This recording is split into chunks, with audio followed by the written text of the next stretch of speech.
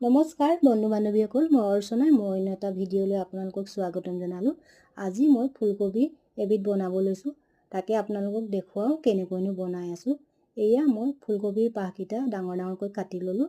কাটি লৈ মই কুহুমীয়া পানীতে তাক তিয়াই থৈছোঁ, তাতে নিমখ অলপো দি দিছোঁ।